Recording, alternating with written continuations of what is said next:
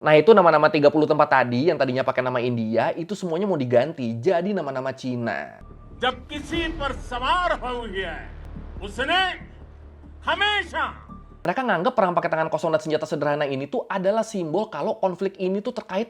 Kalau lu inget di video kita yang tentang kenapa TikTok di-ban di India, di situ kan kita ada bahas ya kalau salah satu penyebabnya ternyata karena konflik di perbatasan Cina-India yang menewaskan 20 tentara India. Di-ban dari situ TikTok di India sampai sekarang. Nah, makanya sekarang gue mau bahas hubungan dua negara ini nih, India sama Cina. Emang sekeru apa sih hubungannya, terutama di perbatasannya? Dan yang paling menarik buat gua nih, ternyata konflik di wilayah perbatasan dua negara ini tuh punya aturan yang unik loh. Aturan yang ngebikin mereka kalau perang, kalau ribut, itu cuma boleh pakai tangan kosong. Nggak ada tuh pakai senjata api gitu, nggak ada. Pokoknya kalau mau konflik ya ayo udah baku hantam aja udah. Tapi kenapa ya? Gimana ceritanya ya mereka sampai bisa terlibat konflik di perbatasan? Dan gimana upaya penyelesaian konfliknya? Ya udah kalau gitu, ayo langsung aja kita bahas konflik perbatasan India sama Cina di Learning by Google. Oke, kayak yang kita tahu, isu-isu tentang perbatasan tuh kan emang sensitif banget kan? Soalnya tuh hubungannya langsung sama identitas dan kedaulatan suatu negara. Dan isu wilayah kayak gini juga selama puluhan tahun udah jadi masalah antara Cina sama India. Jadi masalahnya emang udah dari lama, tapi di beberapa tahun belakangan ini tensinya jadi panas lagi nih, sampai menimbulkan bentrokan antara militer kedua belah pihak. Dan karena tensinya makin panas, para pengamat tuh sampai bilang kalau konflik perbatasan ini tuh berpotensi menimbulkan perang kalau kedua negara nggak secepatnya damai dan bikin kesepakatan terkait wilayah perbatasan. Waduh. Emang ini konfliknya gara-gara apa? Oke, jadi kalau menurut World Population Review, Cina sama India tuh kan secara berurutan adalah negara terluas kedua dan ketiga di Asia setelah Rusia. Terus selain wilayahnya yang luas, dua negara ini kan juga punya pengaruh yang besar banget. Nggak cuma di Asia, tapi juga di dunia. Dan di atas semuanya, India sama Cina tuh merupakan negara yang tetanggaan, negara yang sebelah-sebelahan. Dan mereka punya batas wilayah yang sayangnya sampai sekarang tuh masih belum jelas. Kalau menurut Independen, India sama Cina tuh berbagi perbatasan sepanjang sekitar 3.500 km. Iya, sepanjang itu perbatasannya. Makanya konflik mereka, sengketa mereka, itu tuh sampai disebut sebagai sengketa perbatasan terpanjang di dunia. Dan ini bisa jadi sengketa gini soalnya batas-batas wilayahnya tuh emang bener-bener gak jelas. Makanya sengketa wilayahnya masih terus berlanjut sampai sekarang. Tapi yang unik sebenarnya kalau menurut International Crisis Group, awalnya sejak tahun 1950, India sama Cina tuh ngejalin hubungan yang akrab loh. Sejak dua negara ini sama-sama lepas dari pengaruh dan tekanan barat. Sampai-sampai waktu itu ada muncul slogan, India dan Cina adalah saudara. Bahkan India tuh jadi negara Asia non-komunis pertama yang mengakui kedaulatan Cina. Dan mereka juga ngedukung biar Cina bisa diakuin sama PBB waktu itu. Mesra abis ya. India was one of the first countries to recognize the People's Republic of China. And they did have the first few years where India and China really did partner with each other and saw each other as countries that could move forward together. Dan setelah Cina akhirnya diakui dunia internasional, mereka kan pastinya kan pengen negasin kedaulatan mereka dong. Dan salah satu yang pertama kali mereka lakukan adalah mengakuisisi Tibet. Kenapa Tibet? Soalnya waktu itu Tibet tuh bukan bagian dari India, tapi juga bukan bagian dari Cina. Dan mereka juga bukan negara berdaulat. Jadi ya dianggapnya sebagai wilayah bebas aja. Makanya Cina tertarik di sini. Gua ambil Cina mikirnya gitu. Nah, ketika Cina pengen Tibet jadi bagian dari wilayah negaranya, di sisi lain India ternyata juga tertarik sama Tibet. Karena India nganggap kalau Tibet dan India tuh dekat dan punya ikatan ekonomi dan budaya yang mendalam selama era Inggris. Jadi Cina pengen, India juga pengen. Tapi karena waktu itu Cina tuh kelihatannya udah ngebet banget, akhirnya ya udah diiklasin tuh Tibet sama India. Udahlah nggak apa-apa lah, ambil lah. Dari awal juga kan Tibet tuh emang bukan punyanya India. Dan akhirnya di tahun 1952, Jawaharlal Nehru, Perdana Menteri pertama India, dia mengakui Tibet sebagai bagian dari Cina. Terus di tahun 1954-nya, Cina sama India sepakat ngehapus hak India buat berdagang dan bepergian tanpa visa ke Tibet. Yang mana hak ini tuh sebelumnya dikasih sama Inggris. Dan akhirnya sejak saat itu, Tibet udah bener-bener resmi jadi miliknya Cina. Dan kedua negara jadi ngebikin peta perbatasan mereka yang baru. Dengan Tibet masuk ke wilayahnya Cina. Nah masalahnya, gara-gara mereka berhasil dapetin Tibet, dari situ Cina tuh jadi kayak ketagihan nih. Kalau menurut The Prince, sejak tahun 1954 itu, Cina jadi selalu ngerilis peta yang ngeklaim wilayah-wilayahnya India. Kayak misalnya contohnya, Cina tuh ngeklaim wilayah Aksai Chin di Ladakh dan negara bagian Anura Arunachal Pradesh di timur laut diklaim sebagai bagian dari wilayah Cina. Nah, ngelihat peta-peta barunya Cina itu, India jelas nggak suka dong. India kan ngerasanya kan Aksai Chin sama Arunachal Pradesh tuh jelas-jelas milik mereka. Sesuai dengan garis McMahon yang disetujuin di konferensi Simla tahun 1914. Garis McMahon tuh emang apa? Kalau menurut Britannica, garis McMahon adalah garis perbatasan yang disetujuin sama India, Inggris, dan Tibet.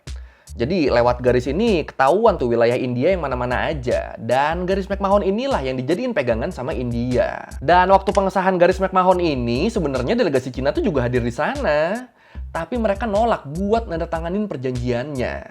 Mereka nolak buat mengakui garis McMahon. Kenapa Cina nolak? Karena dari waktu itu pun Cina tuh nganggapnya Tibet tuh harusnya udah ada di bawah pemerintahan Cina. Makanya Cina maunya mereka nandatanganin perjanjian sebagai pemilik Tibet, bukan sebagai saksi garis McMahon. Jadi ya sejak saat itu Cina nggak ngakuin tapi juga nggak ngebantah batas-batas garis McMahon. Mereka nggak protes atau apa gitu tuh enggak, cuma ya nggak mau tanda tangan aja. Karena menurut mereka harusnya Tibet adalah wilayah mereka. We have a definite cartographic vision about our boundaries based on what the British has thought about. It's based on little bit of geography, little bit of ethnicity, little bit of history. So it's a very well-defined boundaries which has not been recognized by China. Dan ya udah, akhirnya selama puluhan tahun garis McMahon tuh jadi acuan perbatasan India-Tibet. Tapi terus tiba-tiba setelah Tibet jadi bagian dari Cina tadi, dari situ negara bagian Arunachal Pradesh sama Aksai Chin tuh jadi ikutan diklaim sama Cina. Karena dianggap sebagai bagian dari Tibet. Padahal enggak sama sekali. Tapi walaupun udah dikasih tahu bukan wilayah-wilayah itu tuh bukan bagian dari Tibet, walaupun udah dikasih tahu begitu, tapi Cina tetap pengen ngeklaim wilayah itu dengan alasan, ingat, kami tidak ikut memberi tanda tangan di perjanjian Simla, yang berarti kami tidak pernah sepakat soal garis McMahon. Rese juga ya. Dan gara-gara itulah, sejak saat itulah hubungan India sama Cina jadi mulai panas dan retak. Slogan-slogan India dan Cina adalah saudara tadi itu tuh cuma bertahan 4 tahun doang tuh akhirnya tuh. Dan setelah beberapa lama Tibet gabung sama Cina, kalau menurut artikel dari University of Birmingham disebut, di tahun 1959 orang-orang Tibet mulai melakukan pemberontakan ke pemerintah Cina. Soalnya mereka pada pengen merdeka. Dan para pemberontak ini dipimpin oleh Dalai Lama, kepala spiritual dan jasmani Tibet. Waktu itu dia sampai jalan kaki dari Tibet ke India tuh buat ngungsi. Nah di sini awalnya Cina tuh yakin kalau India bakalan ngedukung mereka. Cina yakin India bakal ngusir atau nindas para pemberontak yang datang ke mereka, termasuk di sini Dalai Lama. Makanya berbekal keyakinan ini, Cina langsung minta India buat ngebatasin pergerakan Dalai Lama dan pengikutnya. Tapi Indianya malah nolak dong. India nggak mau tuh ngebantuin Cina dan mereka malah ngasih tempat pengungsian ke para pemberontak Tibet. Dan ya udah makin panas tuh tensi tuh dari situ tuh. Gara-gara itu Cina jadi curiga ke India. Mereka nganggep India pengen ngeklaim wilayah mereka di perbatasan. Mereka nganggep India pengen ngeklaim Tibet. China became convinced then that not only was India at fault for accepting the Dalai Lama and these refugees, but also accused India of actually colluding with the US and the UK to engineer his escape. Dan kalau menurut Hindustan Times, di tahun 1959 ini juga, Zhou Enlai, PM Cina, dia tuh ngirim surat ke Nehru, ke PM India. Ngirim surat atas suruhan Mao Zedong. Di dalam surat itu, Zhou nyuruh kedua negara buat narik pasukan militernya sejauh 20 km dari perbatasan McMahon di timur. Dan di sebelah baratnya, batas-batasnya ditentuin sama Cina. Sesuai sama apa yang mereka sebut sebagai LAC, Line of Actual Control. Nah, LAC ini dibikin sama Cina berdasarkan peta-peta kuno di masa lalu. Jadi dilihat dari budaya, sejarah, ya macam-macam lah. Tapi di sini India nolak LAC ya, karena dianggapnya ini sih ngerugiin mereka. Makanya akhirnya India nggak pernah ngakuin LAC, sama kayak Cina yang nggak pernah ngakuin garis McMahon. Ya kalau gini susah sih ya, jadinya kan pada punya pegangan masing-masing kan. Cina megang LAC, India megang garis McMahon. Terus batas di dalamnya beda-beda, jadinya ya pada tabrakan lah. Dan karena lewat surat-suratan udah buntu, akhirnya Zhou ngajak Nehru ketemu langsung di awal tahun 1960. Dengan harapan India bakal setuju sama kebijakan yang ditulis Cina. Tapi sayangnya diajak ketemu langsung pun India tetap nolak. Dan karena India khawatir Cina beneran bakal ngeklaim wilayah yang ada di dalam garis McMahon, akhirnya di situ India mutusin buat ngirim pasukan militer mereka ke perbatasan McMahon. Ngirim pasukan militer ke wilayah yang dianggap Cina sebagai bagian dari Tibet Selatan. ke wilayah yang dianggap Cina sebagai bagian dari mereka. Ini kebayangkan lu, jadi wilayah Tibet Selatan tuh sama Cina tuh dianggapnya udah bagian dari mereka. Padahal ya masih bagian dari India, akhirnya India ngirim pasukan ke sana. Nah di situ Cina ngelihatnya, loh kok pasukan India ngelewatin batas negara mereka? Kok pasukan India masuk ke wilayah kita? Cina ngelihatnya begitu. Dan karena India dianggapnya udah ngelewatin batas negaranya Cina, ya berarti di sini Cina tuh nganggapnya, wah ngajak perang nih. Dan bener aja, di bulan Oktober 1962, Cina beneran nyerang India. Mereka berperang selama sebulan. Dan berakhir dengan kekalahan India. Disebut ada sekitar 1.400 tentara India yang tewas, terus 1.700 lainnya hilang, dan hampir 4.000 lainnya ditawan. Di sisi lain, dari pihak Cina sendiri, yang tewas tuh cuma sekitar 700 orang, sama 1.700 luka-luka. Jadi ya cukup jomplang ya korbannya ya. Akhirnya perang ini berakhir dengan gencatan senjata, dan Cina jadi memperkuat posisi dan militer mereka di Aksai Chin. On the 20th of October 1962, the Chinese army launched a massive attack on India, both in Ladakh and in the northeast. The Indian army was not prepared for such a full-scale invasion. Terus kalau menurut United States Institute of Peace disebut sejak perang tahun 1962 itu, dari situ kondisi antara India sama Cina tuh terus panas. Sempat beberapa kali lagi terjadi bentrokan-bentrokan terkait perbatasan. Tapi akhirnya setelah Perang Dingin berakhir di tahun 1991, hubungan India sama Cina jadi membaik dan mereka mulai ngejalin kerjasama lagi. Karena mereka nganggapnya sengketa wilayah tuh harus dipisahin dari kerjasama politik dan ekonomi. Jadi ya mereka tuh kayak, ya udahlah kita di perbatasan ribut-ribut deh, tapi di bidang lain bisa kali temenan. Dan ya udah, akhirnya dari situ selama beberapa dekade hubungan India sama Cina tuh baik-baik aja. Sampai akhirnya terjadi pertempuran lagi di tahun 2020 kemarin. Jadi kalau menurut The Hindu, di tanggal 1 April 2020, India sama Cina tuh baru aja ngerayain 70 tahun pembentukan kerjasama dan hubungan diplomatik mereka. Di situ kedua negara ini sepakat buat ngebikin 70 kegiatan perayaan dan ngebuka kesempatan yang lebih besar buat bisa bertukar budaya, bisnis, akademisi, dan pasukan pertahanan. Ini terdengar bagus ya kegiatannya ya. Tapi sayangnya setelah perbatasan itu, kalau menurut Carnegie Endowment for International Peace disebut, di bulan Juni 2020, Cina malah ngirim pasukannya ke beberapa lokasi di area perbatasan. Dan ingat sekali lagi, pemahaman India sama Cina tentang perbatasan tuh kan beda ya. Kayak kalau menurut Cina, Arunachal Pradesh tuh kan adalah wilayah mereka yang disebut Changnan atau Tibet Selatan. Jadi ya mereka mikirnya, mereka ngerasanya kalau mereka ngirim pasukan ke sana ya masih aman dong, masih sah-sah aja, orang itu wilayah gua. Cina mikirnya gitu. Tapi di sisi lain, kalau menurut India, Arunachal Pradesh ya punyanya India, nggak pernah pindah sama sekali. Dan klaim perbatasan yang nggak jelas begini, ini juga berlaku sepanjang 3.500 km di timur dan barat, termasuk di wilayah Ladakh. Dan hal inilah yang ngebikin terjadinya bentrokan antara tentara Cina sama tentara India di tanggal 15 Juni 2020 di lembah Gaiwan di Ladakh. Dan uniknya, bentrokan antara dua kelompok ini tuh dilakukan pakai tangan kosong loh. Bener-bener berantemnya pakai tangan kosong. Atau kalaupun ada yang pakai senjata, ya mereka cuma pakai senjata sederhana aja, kayak pentungan bambu atau batang kayu gitu.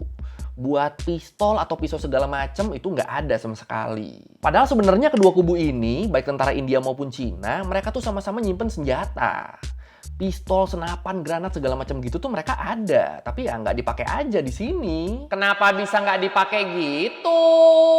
Soalnya kalau menurut Vice, mereka nganggap perang pakai tangan kosong dan senjata sederhana ini tuh adalah simbol kalau konflik ini tuh terkait harga diri mereka. Mereka nggak mau ngejadiin konflik ini jadi konflik antar negara, makanya mereka nggak mau pakai senjata-senjata militer di konflik ini. Pokoknya pure mereka cuma ngebawa harga diri dan kekesalan mereka sebagai warga dari negara masing-masing aja, bukan sebagai anggota militer. Terus selain masalah simbolik tadi, masih menurut Vice ternyata kedua negara ini juga tuh secara resmi emang sepakat bahwa konflik di perbatasan mereka tuh nggak boleh pakai senjata api, senjata biologis, dan nggak boleh ngakibatin kerusakan lingkungan. Makanya jadinya konflik-konflik yang terjadi di wilayah perbatasan dua negara ini tuh kesannya jadi kayak tawuran aja, jadi terlihat primitif ya karena emang gitu aturannya. Nah, balik ke konflik di tahun 2020 tadi. Akibat bentrokan itu, walaupun pakai tangan kosong, tapi tetap ada 20 tentara India dan 4 tentara Cina yang tewas. Dan setelah tragedi itu, kalau menurut USIP tadi disebut, kedua negara ini tuh udah beberapa kali ngadain pertemuan buat ngebahas perdamaian.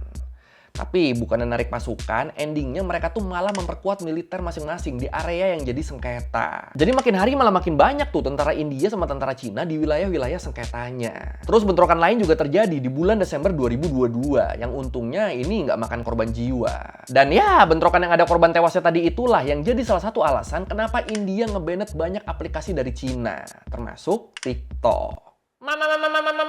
Marketing!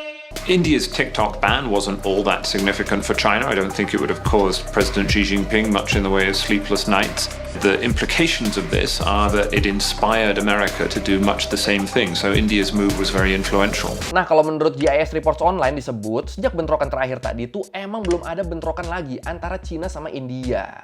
Tapi tetap, walaupun suasananya damai, kedua belah pihak tuh tetap manfaatin masa-masa damai ini buat ngebangun banyak infrastruktur baru di sepanjang perbatasan yang bisa ngedukung mobilitas militer mereka. Bahkan makin kesini, senjata-senjatanya juga tuh dibikin lebih mutakhir buat ngadepin potensi perang yang akan datang. Apalagi kalau menurut Task and Purpose Newsletter disebut, para pengamat tuh emang nganggep bisa jadi konflik antar negara ini tuh berakhir dengan perang. Tapi sebagian besar yakin kalaupun terjadi ya nggak akan sampai perang nuklir. Karena walaupun mereka udah numpuk tentara sama senjata segala macam, tapi India sama Cina tuh percaya masalah sengketa ini nggak sepadan kalau sampai harus pakai nuklir. Menurut mereka sengketanya emang penting, tapi ya nggak sebesar itu juga. Apalagi kalau menurut Angat Singh, analis pertahanan dari India, dia bilang biaya perang tuh kan gede banget. Dan India itu nggak akan mampu ngebiayain itu. Jadi India tuh kayak kalau ngelawan Pakistan, ayolah kita hajar lah. Tapi kalau ngelawan Cina ya kita tahan-tahan deh. Seenggaknya buat sekarang. Dan di sisi lain, kalau menurut Center for New American Security disebut, saat ini Cina tuh emang harus nahan diri. Soalnya kalau Cina ngelakuin sesuatu ke India, itu yang namanya Amerika, Australia, Jepang, itu pasti bakal ngebantu India. Makanya jadi ya mending tahan-tahan aja lah daripada jadi banyak yang ikutan kan. Walaupun pihak Cina sendiri juga udah pernah bilang kalau masalah ini tuh nggak ada hubungannya sama Amerika. Jadi ya nggak usah ikut campur lah. Ya emang kebiasaan ya Amerika ya. विस्तारवाद की जीत जब किसी पर सवार हुई है, उसने हमेशा विश्व शांति के सामने खतरा पैदा किया. Terus kalau menurut Asia Pacific Foundation of Canada disebut, India sama Cina tuh sekarang tuh sama-sama nyari dan nguatin pengaruh mereka di Samudra Hindia. Termasuk di jalur-jalur perdagangan laut dan di kerjasama ekonomi dan pembangunan. Dan di sini Cina sendiri mereka tuh udah dapat dukungan penuh dari Pakistan sama Maladewa. Terus Cina juga mereka tuh udah mulai memperkuat hubungannya sama negara-negara lain di Samudra Hindia. Termasuk Sri Lanka, Nepal, Mauritius, Seychelles, Komoro, Mozambik, dan lainnya. Bahkan di bulan November 2023, Presiden Maladewa, Mohamed Moizu, dia tuh ngeluncurin kampanye India Out, yang nuntut biar semua pasukan India yang ada di sana bisa segera keluar dari Maladewa. Biar Maladewa bisa bebas dari keterkaitan sama India. Terus juga di bulan Maret 2024 kemarin, Maladewa tuh nandatanganin perjanjian penerimaan bantuan militer gratis dari Cina. Dan kalau menurut Reuters, di akhir bulan Maret 2024 ini, Cina juga tuh ngajuin perubahan nama 30 tempat di India yang diklaim jadi wilayah Cina. Nah itu nama-nama 30 tempat tadi yang tadinya pakai nama India, itu semuanya mau diganti jadi nama-nama Cina. Kayak misalnya yang tadi tuh, Arunachal Pradesh, itu mau diganti jadi Changnan. Nah, itu 30 wilayah tuh semuanya mau digituin namanya. Dan jelas di sini India nolak dong. Dan gara-gara itu makin banyak tuh aplikasi-aplikasi Cina yang di-ban di India. Dan sampai sekarang masalah India sama Cina ini tuh masih panas ya. Masih rawan terjadi bentrokan lagi karena nggak ada batas-batas yang jelas. Dan kalau udah gini sih sebenarnya emang harus ada pertemuan antar mereka ya buat ngebahas perbatasan yang bisa dijadiin acuan. Harusnya.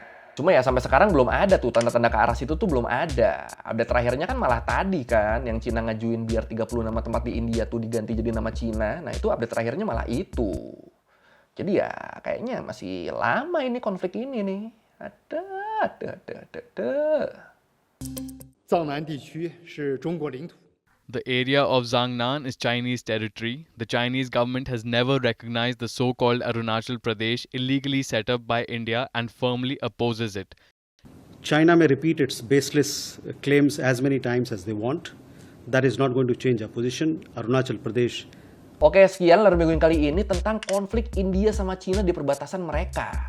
Yang terjadi gara-gara dua-duanya perbatasannya tuh nggak jelas, saling tumpang tindih gitu kan, akhirnya saling klaim deh. Kalau lu mau revisi kayak gue ada salah, atau lu mau nanya, atau lu nambahin di video, bisa tulis di komen, kita diskusi kayak biasa. Sekali lagi, thank you nonton, jangan lupa like, comment, subscribe. Bye!